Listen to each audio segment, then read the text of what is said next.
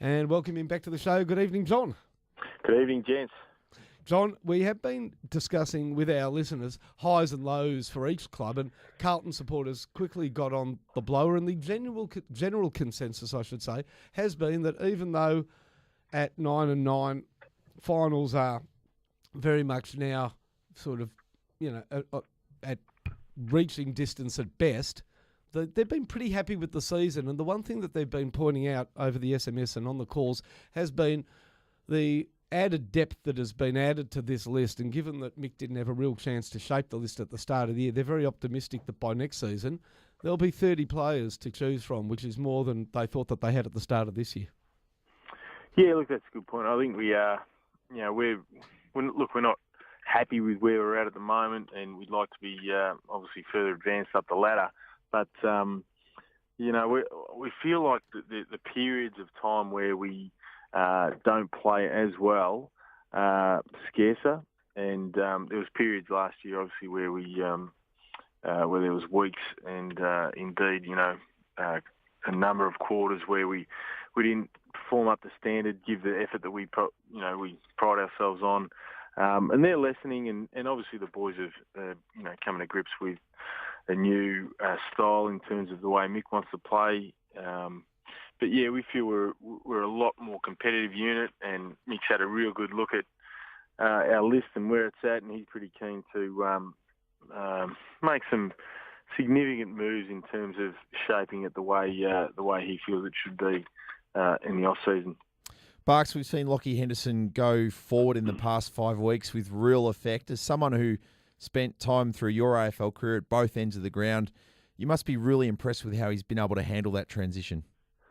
Yeah, look, he's playing some really good footy as a forward at the moment, and I know when he first came from Brisbane, he did play a little bit forward and wasn't quite as adept as he is now. I think a little bit of the experience he's had down back and the growth in confidence he's got from there, and just the fact that he's played on some outstanding elite forwards has just given him that. Just give him that approach and I guess a little bit of know-how so that when he's come forward, he's played some really good footy. And I get, as the forwards coach, I'm pretty happy to have him down there at the moment. On Saturday night, I thought it was a pretty stark example of a team, a well-drilled team that has, though they haven't been settled in terms of players because they've had their injury travails as well, they seem very understanding of the game plan. That's second year under Ross Lyon, whereas they were playing the first year under Mick Malthouse coached Blues. Is that a fair assessment? I think there's some definite relevance there, Finey, and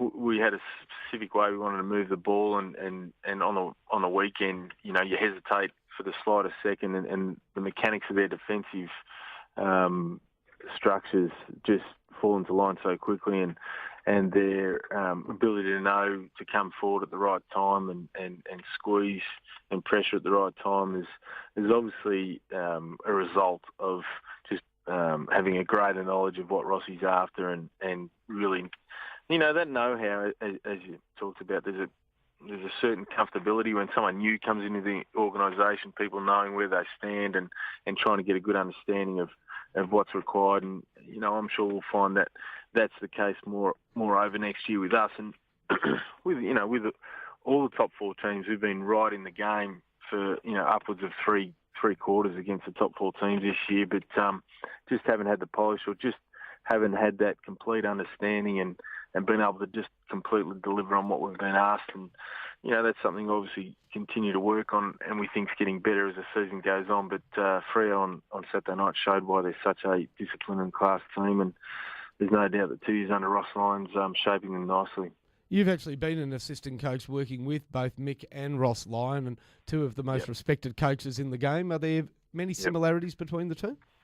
Oh, absolutely. Their demand and, look, philosophically in terms of game mechanics, they're both very defensive coaches, which, as we know, gives you the absolute greatest opportunity to win the games that matter, which are the ones at the end of the season, at the pointy end, given both of them are really contested type coaches, and they seem like pretty stern characters too from an outside point of view, and I think they get editorialised in a certain way from the media. But Mick's an affable guy, loves a joke at the right time, but they're both very serious when it comes to getting their footy right, though.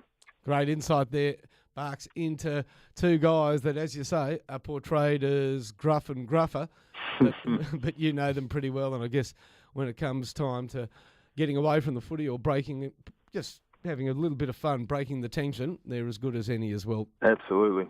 John, thank you for joining us tonight. It's a tough night to be out and about, and we thank you for sparing a bit of time for us here on 1116 SEN. Thanks, Jed.